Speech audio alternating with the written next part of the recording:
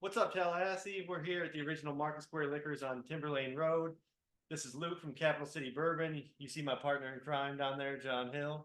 Cheers. We also got our good buddy Dave Ashmore here. He's Cheers. also a member of the Market Square Liquors barrel team. And over the next couple of days, we're going to talk to you all about some of the great barrel picks we have available here at Market Square. A lot of great whiskey here, some great stories to go with it, and we're just going to share a little bit of that. So today we're going to start with my personal favorite from Yellowstone. This is a pick we did last year in 2023. Actually did another one this year in 2024. It's our third in a row. We've been loving what Yellowstone Branch is doing. Every time we go up there, it's a great time. Their whiskey is getting older. They actually started putting their own juice away in 2015. So they're getting some older stock right now. And we just keep being more and more impressed with what they're doing. If you haven't been to Yellowstone, I highly recommend you go. You got to drive out to Lebanon, Kentucky. It's about an hour outside of Bardstown, a little bit of a hike. Great view of the countryside in Kentucky. And it's a smaller craft distillery. Stephen Beam's at the helm right now. Obviously, he's got a lot of experience in whiskey. He's doing some great things. But if you do a barrel pick there, you get to hang out with a guy named Stephen Fonte. He is the best in the business at what he does.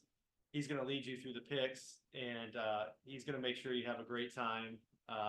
But they do things a little different at Yellowstone compared to a lot of the distilleries we go to where we're picking out of a barrel in the rick house, tasting it barrel proof and hoping it holds up when they proof it down, or tasting once it's proofed down. Yellowstone actually is going to give you a range of proofs to try. So I think, Dave, I can't remember when we did this one. We had 4 or 5 barrels maybe.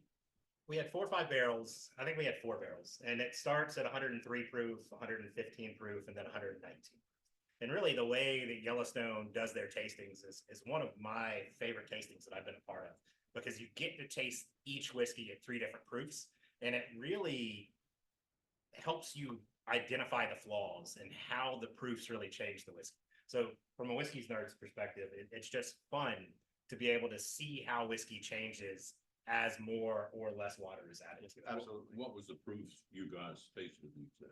I think 103, 115, or it might have been 102, 115, and then 119. Yeah, they upped it after 2022 when we did our first pick. Yeah. But interesting about this pick, so we did the first one in 2022. This is the 2023 pick. For the first time, at least since I can remember, when we did 2022, it was a unanimous pick. 6 members of the barrel team went up. We all agreed. We did complete silence for about 45 minutes at the table. We did our selections. We all picked the same barrel, same proof point. That almost never happens. Well, oddly enough, we went back up in April of 2023, and the same damn thing happened. Yeah. Same barrel, same proof point, and of course, knowing our palates, it was the highest proof point. So it's nice 119. It's such a unique whiskey compared to a lot of things that are being made. And what do you guys think of this? It really is. So like on the nose, I think, John, you kind of said this best when you said you get a little bit of that vanilla cake. Yeah. A little bit of doughiness, as Luke had kind of mentioned, on the nose. And a lot of spice. A lot of spice. Yeah. And then that palate is it's big red fruits. And so like I get that big cherry, those big cherry notes, Yeah. and the finish just lasts for days. Well, on the palate, I'm getting something totally different from what I got on the nose. And it's just big, broad, and a nice, well blended together whiskey. I'm liking it. Yeah, I like it a lot. Yeah, it's we don't know for sure, but I'm sure this is probably 6-7 years old. But their stuff's getting older. Are they making it there? This is their own product. Yeah. The still is running. They're growing. It's still craft. It's still small, but they're gonna be getting bigger. They got a new owner, obviously, in Luxco, and then of course MGP. So that they got capital, they got resources, and they got, again, Stephen Beam doing an amazing job distilling. Stephen Fonte is probably one of the best brand ambassadors in the business. The Agreed. guy can tell a story unlike anybody I've ever heard tell a story. And that's what their whiskey really does, is it does tell a story, I think, because of some of the more unique flavors and how they do the barrel picks. You get to really experience how a whiskey is made, how it ages, and as Dave said, picking out the flaws when you start adding water to that whiskey. It's such a unique experience. hopefully we'll be going back next year to do another one. That would be 4 in a row, and I think hopefully the guys at Market Square are setting that up for us, because I don't think I could handle it if we didn't go next year. Well, and Okay, I think the story, my favorite the trip. story behind Limestone Branch is a unique one. Back when we were, going up there, we used to stay just southeast of Lebanon in a big old home up there. Rent by owner or whatever type of thing. And Rutledge lives there in Lebanon, so I mean, it's really a nice little area to camp out in.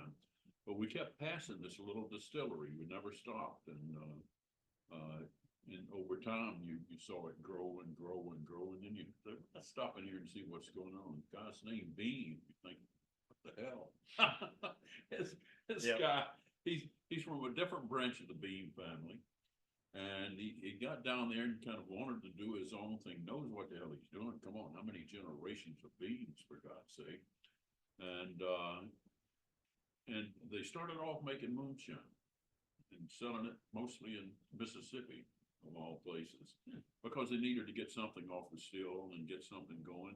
And if you ever watch the Moonshiners, they did a series there, and it's quite interesting place. They know what the hell they're doing. This is a wonderful whiskey. Yes. It is. Yeah, there's nothing broken about this bottle of whiskey. My tasting notes for this one were without flaw.